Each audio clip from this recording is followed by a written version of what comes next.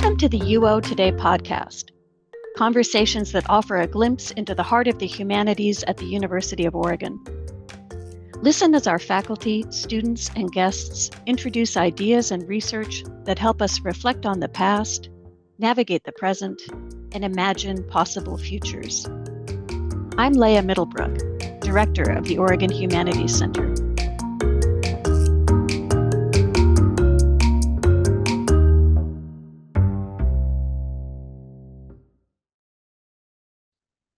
My guest today is Parmida Mostafavi, Assistant Professor of Anthropology at the University of Oregon. Mostafavi is a cultural anthropologist who studies the connections between race, capital, and consumerism, with a focus on the material culture of the Iranian diaspora. Parmida Mostafavi, thank you for coming on the show. Thank you so much for inviting me and having me. Tell us a little bit about your background and what drew you to your field of inquiry. Yeah, thank you so much. You summarized my research perfectly. I'm probably going to repeat a lot of that. Where yes, I'm a cultural anthropologist and I look at the racial politics of material culture in the Iranian diaspora, and I can break all of those down a little bit further as we go. But it's always fun to talk about my trajectory and how I arrived to this topic. It's deeply personal, not just of intellectual interest, but it's very much related to my own daily life and my own experiences as a member of the Iranian diaspora, where I was born in the United States, but to Iranian parents who emigrated from Iran, and was very lucky actually to grow up in a very tight-knit Iranian American community, even though I grew up in the Midwest, not one of those diaspora centers. Depending on how familiar people might be with where Iranians outside of Iran live, most of them are in the United States, but in the United States tend to be concentrated in places like California, New York, Texas. So had a very small little community in the Midwest, but was very, very tight-knit. And so it was really interesting as I grew up and I left that community and started actually interacting as an adult too. I left, I went out of town for college. I went out of state. So right at 18 and all those identity crises and kind of beginning to come into independence and come into yourself, that is the trajectory for a lot of people who are coming of age and following that particular higher education path, adding to sort of these cultural and identity sort of questions of what it meant to be Iranian, what it meant to identify as Iranian American in college for the first time, and going on further, and it was very personal, this sort of how do I relate to ideas of heritage and my culture and Iranian culture and all of that. And it just became more and more intellectualized as I started doing research as an undergrad and in grad school as well. But one of the guiding sort of questions, or some of the guiding questions that I've always kind of been really interested about, have to do with how diasporas create and maintain ideas of the home country, of whatever that might be. And in my case, Iran, but not limited to the Iranian diaspora. You can think about other immigrant communities who come from other places, and what is that relationship, not just politically, but also culturally, socially, historically, with that community that lives outside of the country and then the home country.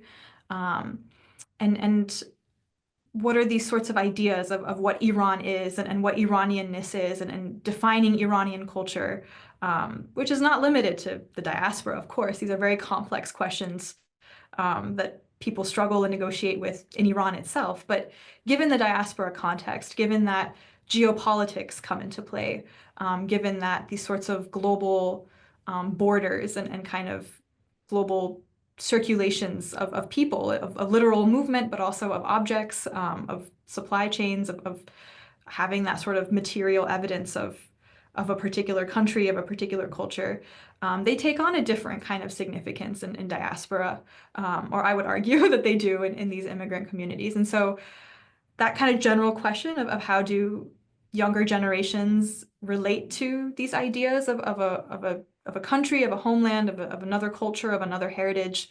And then more specifically, I was really interested in how material culture, objects, commodities, how these sorts of these very tangible engagements and are affecting, or what that relationship is, how that's mediated through these sorts of objects and material culture. I was really interested in, and I'll pause after this, but to Sure. kind of keep going, those sorts of general questions. But for me, it was really interesting as I went to North Carolina for undergrad, and then I went to New York for grad school, and living in these different places, and kind of recognizing that sort of infrastructure didn't, that kind of ethnic infrastructure, I would say, or immigrant infrastructure didn't exist the same way for Iranians as it does for other sort of immigrant communities. And what I mean by that is like businesses, literal storefronts, physical places of culture and community, not just like private parties or visiting your auntie or your uncle, and not just kind of big celebrations or events that happen, but having a business, an Iranian business where you can go and speak not English and other languages, where you can buy Iranian goods, whether that's groceries, whether that's objects like carpets, or all these things that are associated with Iran, and that itself is a loaded and kind of political question. But these things didn't necessarily exist to the same extent, at least not where I was, with smaller Iranian communities. There are Iranian businesses, storefronts, bookstores, grocery stores, etc., in places like Los Angeles in California as well. But when that didn't exist, I was really interested in how these connections were maintained. And so I turned a lot to kind of the online consumption, where I would see a lot of people in my generation, the second generation, but also younger, and creating brands on Instagram, kind of these independent sort of online digital storefronts, and kind of designing these sorts of Iranian objects.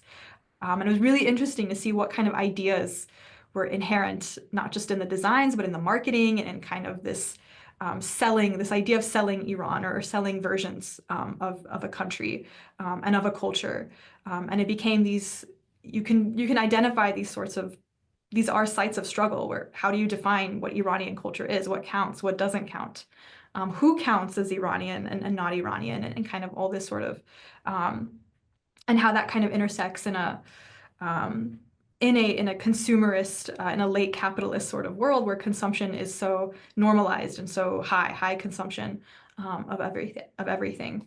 So I think I might pause there and see if you have other questions, and happy to go into detail in anything. That is Sort of as an just overview, yeah. no, it's completely fascinating. And I was listening to you and nodding along. And then when you reached the part about talking about the online spaces and the marketing and the shopping, I mean, that is a dimension of, well, it's a dimension of identity, but it's also a dimension of diaspora that has changed so much. And I hadn't thought Mhm. about that before you'd raised it. But I think given the sophistication of what you're talking about, I think it would also be helpful. Like, how do you define diaspora? Like, what is it that you Mhm. mean when you're talking about diaspora? Yeah, no, that's a great question. Um, and diaspora itself, like many concepts in the academic literature, will have slightly different definitions, or theorists that come to it in different ways.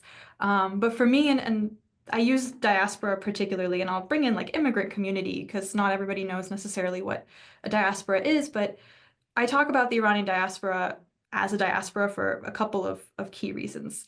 Um, One is kind of that community outside of the homeland, or the home country, and it's a community that has this sort of permanence associated with it, where it's not just temporary kind of migration.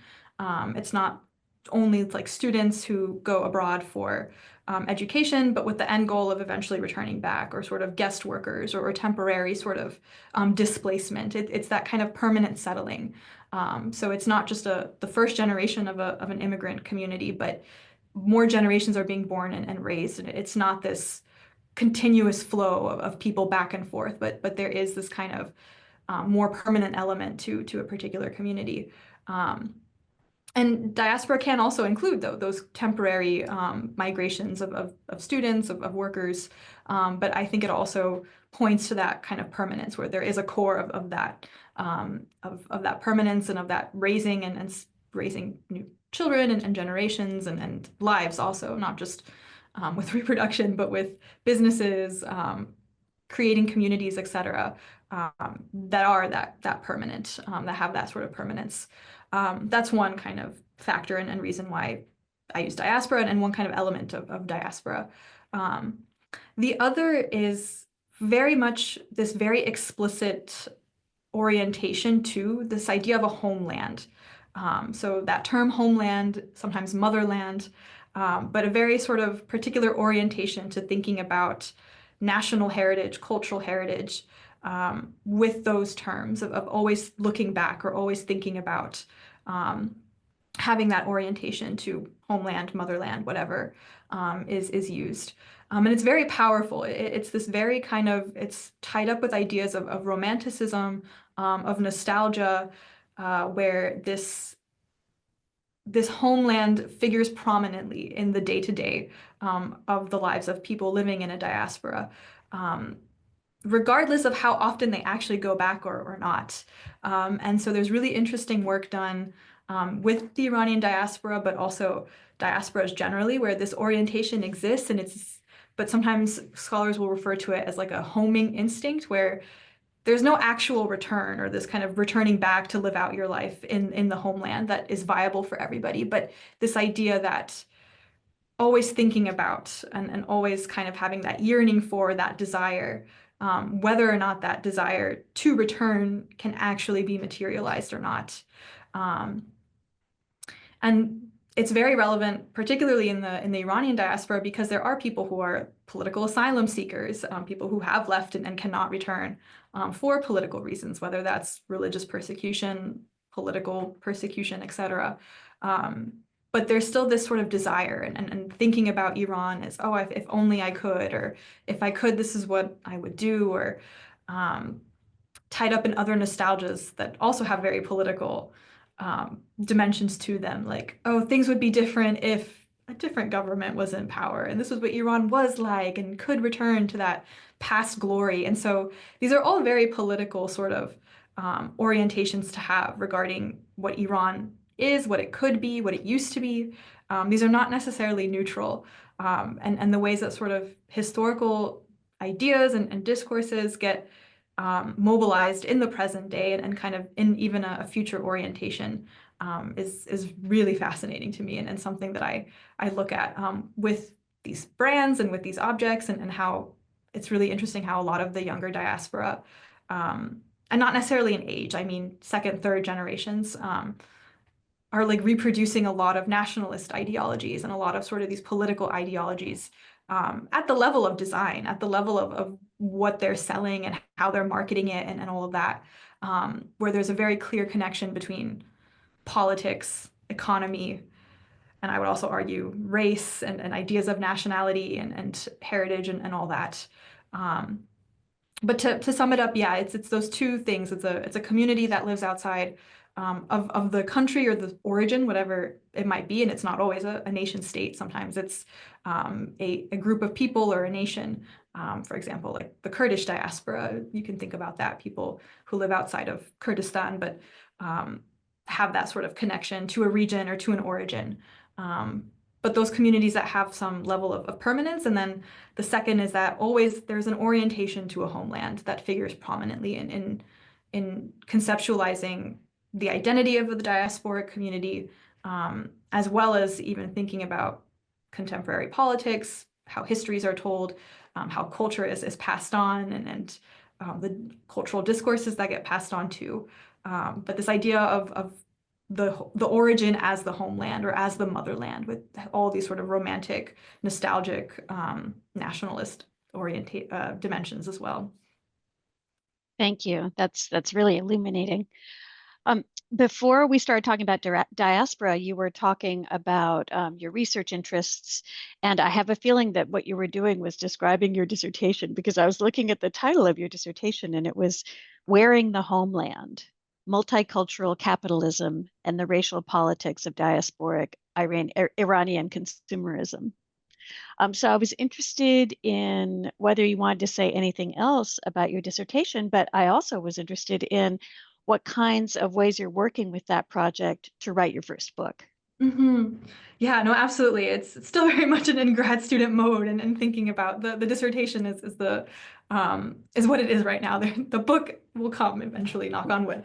But yeah, that's kind of a big sort of overview of that. And so a couple things I can say a little bit more about that. This concept of multicultural capitalism, and it's almost, I kind of want to cringe hearing the title, where we have these grand titles for our academic works and thinking about what we're talking about, and trying to maybe coin concepts or new ways of thinking about things. But for me, the multicultural capitalism part of it was this nod to not just capitalism as an economic system that has a particular that calls for the sort of private ownership of production, and then the pursuit of profit, which also calls for expansion and always kind of pursuing not just profit, but expanding levels of profit. And then what was really influential in what I read as a grad student and kind of the theories and other scholars whose work I've been working with was also this concept of racial capitalism, where Cedric Robinson is one of the first, if not the first, to talk about it, where the argument goes that capitalism as a system that requires this continuous sort of expansion also requires inequality. It does equal relations between whether classes or peoples or different groups do not work under a system that requires a sort of exploitation and requires kind of inequality and differences between different groups of people. And so the argument then is that the racial capitalism, and that all capitalism is racial capitalism, is kind of getting at this inequality as a sort of inherent ideas of inherent inequality, or kind of that's the way things are, and kind of that this inequality has to exist, and it's not in capitalism's interest for there to be any sort of kind of inequality, but that exploitation is there. And that was really interesting and influential for me to think about, because there's a lot also to be said about the racialization of Iranians and Iranian Americans within the US, but also broadly, Iranians in Europe and immigrant communities that do emigrate elsewhere and encounter systems of difference and racialization. And I will use that term racialization of the way that peoples are racialized or thought of in terms of race, or in racial logics, even if it might take different forms like cultural discrimination or linguistic discrimination, or bias or prejudice or all of that. And at least for me, and I don't only look at the United States, I consider my project very transnational because supply chains are transnational. And I can talk a little bit about that too, but is that race does exist. It doesn't look the same in different parts, but the Iranian community is very much encountering systems of race and racialization. And they come with their own kind of ideas of race as well. And so this idea of whiteness or non-whiteness, and kind of these ambiguities, these very complex ambiguities, and not just for Iranian Americans, but often for people from the Middle East in the United States, there's a very ambiguous sort of, are you white, are you non-white, and kind of a lot of fun stuff that's going on. But for me, that race was very clear. There was a clear component of race. And one quick example is the idea of the model minority that a lot of minoritized groups in the United States face or are placed upon them, where this idea that if you're doing things right, you are a good minority, or you're succeeding in the American way. And what that meant a lot of the times was sort of economic success, that there was this very clear political economic relationship, where if you are succeeding in economic terms, whether that's higher education, whether that's class mobility of like pulling yourself up by your bootstraps,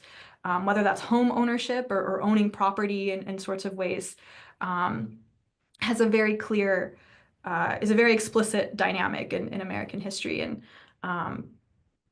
I've taught about this recently, so I'll just mention it, but also the way that citizenship in the United States until 1952 hinged upon whiteness, where only free white persons could become American citizens, and that wasn't revoked until 1952. And so what you did see with earlier waves of immigrants coming from Eastern Europe, Southern Europe, the Middle East, South Asia, Southeast Asia, East Asia, where they would try to get American citizenship by proving their whiteness or arguing their whiteness in naturalization courts. And one of the examples that they would use as evidence for their whiteness and why they should be citizens would be that economic sort of mobility, that we should be considered white and assimilable and given kind of citizenship status because we are economically upwardly mobile, or because we are able to own homes or own businesses. And that's evidence for our assimilation and all these kind of logical leaps.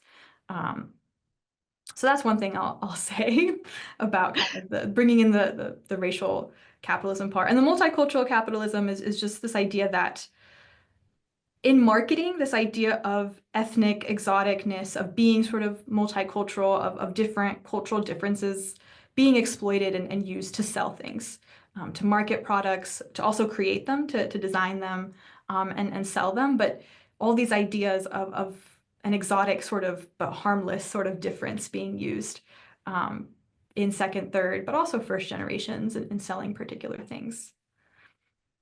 So interesting. You mentioned that you're teaching, and we don't have too much time left, but I wanted to hear a little bit about the courses that you're teaching. Yeah, I know. Thank you. I was looking at the time. I'm like, I'm rambling so much, but I would You love to aren't. talk It's all about. fascinating. Thank you. And if you're interested in learning more, take my classes. So this is the first term that I'm teaching at UO, and it's wrapping up. But this term I'm teaching Introduction to Cultural Anthropology, and which is a general intro course required for the anthropology major, overview of what cultural anthropology is one course. And I've also been teaching Anthropology of the US, which looks at the United States as an anthropological object, but it's part sort of history course, part sociology, part anthropology, but looking at the United States and contemporary issues or themes that come with the United States. So whiteness and citizenship, looking at kind of enslavement and sort of native dispossession, looking at, I tried to, at this time that I taught it, I tried to bring in things that were what I thought were relevant. So reproductive rights and student activism in the United States and kind of stuff like that. Next term in spring 2025, I'll be teaching Introduction to Language and Culture, which is sort of an intro linguistic anthropology class, where I've loved language, and language is a key part of what I study, but not the only thing. So that's kind of also an introductory course that introduces students to linguistic anthropology as a subdiscipline of anthropology, of studying language as a form of social action, as language does things. Language is not just a empty vessel for communicating ideas, but language is an active sort of social force in and of itself. So also very kind of intro level, different topics that we'd explore in that class. And then I'm teaching an upper level class, Culture and Capital, which I'm very excited about, which is, as hopefully from the title, is going to be very much related to things that I study. So looking at sort of capitalism, racial capitalism, looking at neoliberalism, looking at sort of the rise of market-based ideologies, looking at case examples of tourism and kind of culture and commodification, selling culture, or can you sell it, or how do you really sell it? It's kind of spoiler to the answer. But looking at that, looking at sort of social media in the age of consumption, and also thinking about global labor. So that's also some of the racial politics that I didn't get into, but thinking about supply chains and racialized and very gendered kind of labor forces around the world, of where things are actually produced and or where the raw materials are coming from and sourced. So those are the four classes that I sort of have under my belt and will be teaching in the near future. Might add another class or two to that roster, but that's what I like to teach. Fantastic. What are your impressions of Eugene? How has it been to move here? And are you Oh, finding good communities and ways to connect? I love Eugene. It has been a transition, I will say. I was living in Queens, New York for the last 3 years and also in New York for the last 6 years. Um, but I will say that I love to describe Eugene as quiet but not boring. It's been lovely. It's a pace of life of a slower lifestyle that I am very much enjoying and loving. Um, but it's wonderful to see the natural beauty. I've never been on the West Coast, and this is my first time in the Pacific Northwest, but it's wild to live so close to mountains, to live in a valley, to live near evergreen pine trees and everything. So that's been really wonderful. And I've the little time that I have in my free time to like walk by the Willamette River and kind of explore even just the most local of natural landscapes has been really, really fun. But I love Eugene and I love learning more about the history of not just Eugene, but Oregon more broadly and how yeah, that's what I do. I like studying history and kind of seeing how it affects the present day. And cultural anthropology is not just contemporary, but also looks at how things have developed and everything. So I've loved it so far, and I'm really looking forward to exploring more in the near future. Well, we're really glad to have you here. Thank you. Thank you so much. I have been speaking with Parmida Mostafavi, Assistant Professor of Anthropology at the University of Oregon. Thank you so much for coming on the show. Thank you so much for having me. This was wonderful.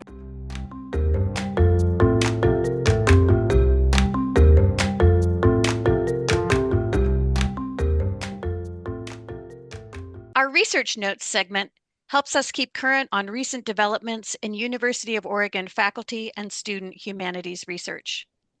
As part of this project, we sometimes call attention to books and awards from 2019 and 2020, when the COVID-19 pandemic made it difficult to get the word out about important, innovative publications, such as the book we will be discussing today, Forms of Disappointment, Cuban and Angolan Narrative After the Cold War by Dr. Lanie Millar. Forms of Disappointment was published by SUNY Press in 2019.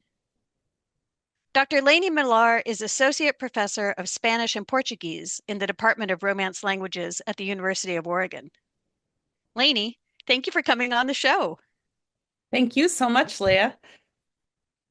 Tell us a little bit about your research focus. My research is broadly focused on Latin American and African cultural production in Spanish and Portuguese. And as a comparative literature scholar by training, I'm particularly interested in how intellectuals and writers and artists participate in currents and conversations and trends that are shared across those spaces and across languages. And then tell us a little bit about Forms of Disappointment. Forms of Disappointment is a book that looks at Cuban and Angolan films and novels that were published after the Cold War, so after the fall of the Soviet Union in the 1990s and into the 21st century. But these are texts that I argue in the book particularly take on the ideas and discourses that were circulating around the times of revolutionary utopia in the early years after the Cuban Revolution in 1959 and Angolan independence from Portugal in 1975. And so, for those of our listeners who aren't familiar with this history, after Angolan independence from Portugal, Angola entered into a regional war, which had civil conflicts among the various parties within Angola, but also had international support. In one case from South Africa, and in the ruling party's case from Cuba. So I look at in the book how those ideas and cultural expressions around imagining a utopian revolutionary future in Cuba and Angola become intertwined in those years. And then how after the Cold War, writers and artists who are thinking back about those years do so in very similar ways. Sounds wonderful. And actually, I'll confess, I've had a chance to read the book, so I can endorse it from that direction too. But what makes Forms of Disappointment important to humanity?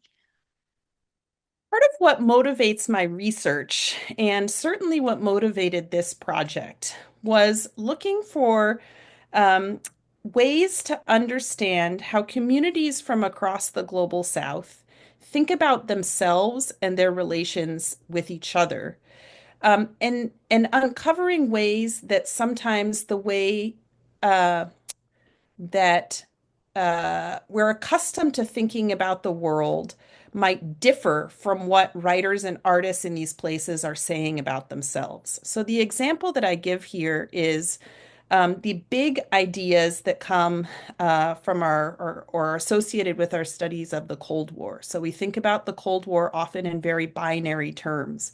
What regions of the world are allied to the US and its ideas versus the Soviet Union and its ideas? And in the case of Cuba and Angola, we find that sometimes Cubans and Angolans are thinking about themselves and their place in the world and their relationships with each other in ways that don't line up with those big ideas associated with the Cold War. So we find expressions of solidarity, of empathy, of concern for justice that aren't visible if we just think about these places in relationship to the global superpowers.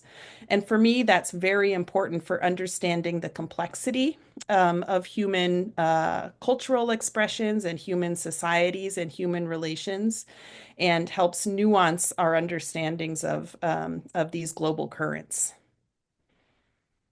Thank you. And finally, where can our listeners learn more about these topics?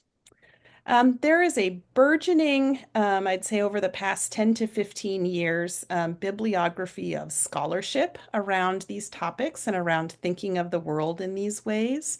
So some names that people might be interested in, Anne Garland Mahler has a fabulous book called From the Tricontinental to the Global South. There's another collection of scholars sort of thinking about more explicit modes of cultural interaction among these regions. So Magali Armias Teixeira has a book called The Dictator Novel that looks at the circulation of cultural forms between Latin America and Africa, or Sara Quesada's recent book, The African, let me get the title right, The African uh, roots of Latinx and Latin American literature, I think. And then, of course, there's wonderful, wonderful novels and films and poetry that are serve as the record of this kind of circulation, some of which has been translated into English. So I'll just give a brief plug for one of my favorite novels of this type, which didn't make it into the book because it was published in the same year that my book came out. But by the Cuban writer Marcial Gala. He has a novel in Spanish called Llámenme Cassandra, and in English, Call Me Cassandra, where the main character goes as a soldier who goes to fight in the war in Angola, but has these visions, and we're not sure whether it's a sort of magical realist situation or whether they're hallucinations of Cassandra, the character from the Trojan War. And this is the daughter of Priam, of course, who was able to predict the fall of Troy and the terror that comes from the Trojan War, and no one believes her. And so this is a sort of wonderfully complex and humanizing vision of the experience of war and what it looks like when we pull it outside of those big Cold War discourses that I mentioned. So I highly recommend that in either Spanish or English. Thank you. Duly noted. And I loved it that you worked in another in case you missed it for Llámenme Cassandra. Thank you so much for coming on the show. We've been speaking with Lanie Millar, Associate Professor of Spanish and Portuguese in the Department of Romance Languages at the University of Oregon. Her book, Forms of Disappointment, Cuban and Angolan Narrative After the Cold War, was published by SUNY Press in 2019. UO Today is a production of the Oregon Humanities Center at the University of Oregon. Thanks for listening.